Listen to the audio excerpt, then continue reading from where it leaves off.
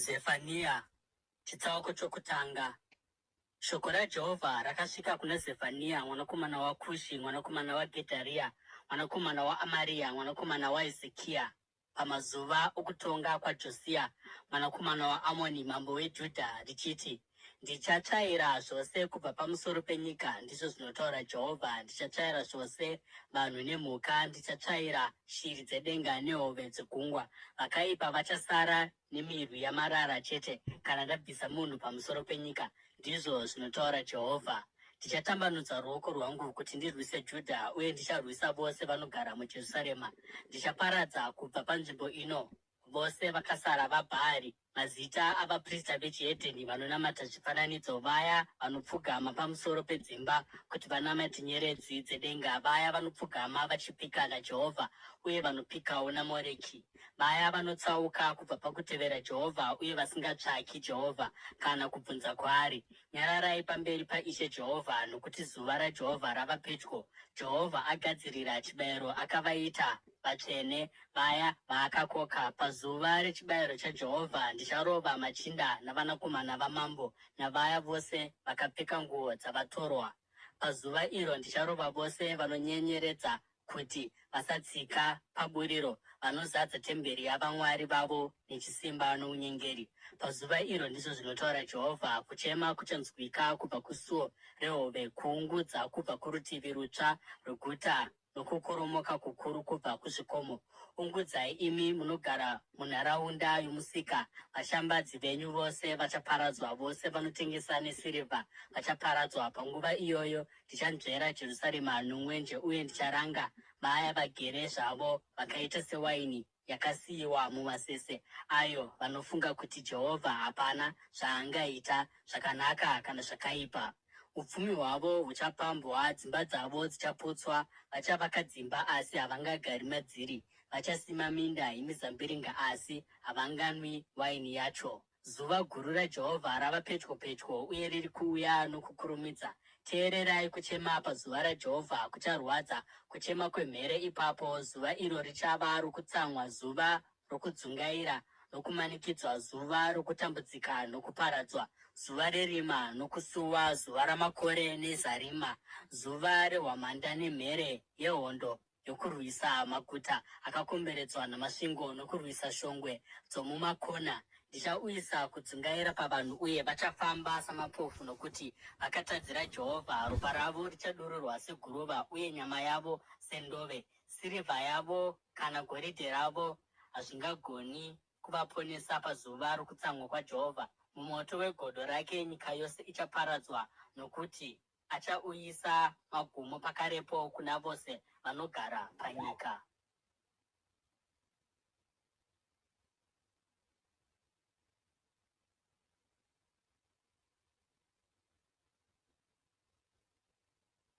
Zefania, chitsauko chechipiri. Unganai pamwe chete, unganai pamwe chete, imi rudzi runonyadzisa. Nguva dzakatarwa dzisati dzasvika, uye zuva iroro risati rapfuura sehundi. Kutsamwa kukuru kwaJehovha kusati kwauya pamusoro penyu, zuva rehasha dzaJehovha risati rauya pamusoro penyu. Tsvakai Jehovha, imi mose vanyoro vapanyika, imi mose munoita zvaakarayira. Tsvakai kururama, tsvakai unyoro, zvimwe mungadzivirirwa pazuva rokutsamwa kwaJehovha. Gaza richasiyiwa, uye Ashikeroni richasiyiwa rava dongo pamasikati makuru. Ashidhodhi richasiyiwa risisina chinhu, uye Ekironi radzurwa. Mune nhamo imi munogara pedyo negungwa, imi vanhu veKereti. Shoko raJehovha rinokurwisa, iwe Kenani, nyika yavaFiristia. Richakuparadza, uye hapana achasara. Nyika iri pedyo negungwa panogara vaKereti ichava nzvimbo yavafudzi namatanga ehwai. Ichava yavakasara veimba yavaJudha. Vachawana mafuro ikoko mumadekwana, vachavata pasi mudzimba dzaAshikeroni. Jehovha Mwari wavo achavachengeta, achavadzorera pfuma yavo. Ndakanzwa kutuka kwaMoabhu nokuzvidza kwavaAmoni, avo vakatuka vanhu vangu uye vakatyisidzira nyika yavo. Naizvozvo zvirokwazvo noupenyu hwangu, ndizvo zvinotaura Wamasimba Ose, Mwari waIsraeri, zvirokwazvo Moabhu achaita seSodhomu, vaAmoni seGomora, nzvimbo yesora namakomba emunyu, matongo nokusingaperi. Vakasara vavanhu vangu vachavapamba, vachararama vorudzi rwangu, vachagara nhaka yenyika yavo. Izvi ndizvo zvavachawana nokuda kwokuzvikudza kwavo, nokuti vakatuka uye vakadadira vanhu vaJehovha Wamasimba Ose. Jehovha achava anotyisa kwavari paachaparadza vamwari vose venyika. Ndudzi dzamahombekombe ose dzichamunamata, rudzi rumwe norumwe munyika yarwo. Nemiwo imi vaEtiopia muchaparadzwa nomunondo wangu. Achatambanudza ruoko rwake kuti arwise nyika yokumusoro agoparadza Asiria. Achasiya Ninevhe rava dongo zvachose uye raoma segwenga. Mapoka amakwai nemombe zvichavata pasi imomo, nezvipuka zvamarudzi ose. Zizi romurenje nezizi romurwizi zvichavata pamusoro pembiru dzavo. Kudana kwazvo kuchaungira nomumahwindo. Marara achava pamisuo yavo. Mapango omusidhari achasiyiwa pachena. Iri ndiro guta risina hanya raigara vakachengetedzeka, rakati mumwoyo maro, ndini uye hakuna mumwe kunze kwangu. Razova dongo rakadii, nzvimbo inovata mhuka dzesango. Vose vanopfuura napariri vanoseka uye vanokunga zvipakera zvavo.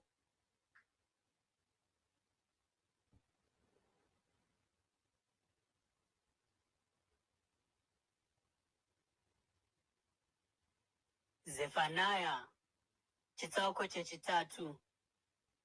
Riri nhamo guta ravamanikidzi rakapanduka uye rikasvibiswa.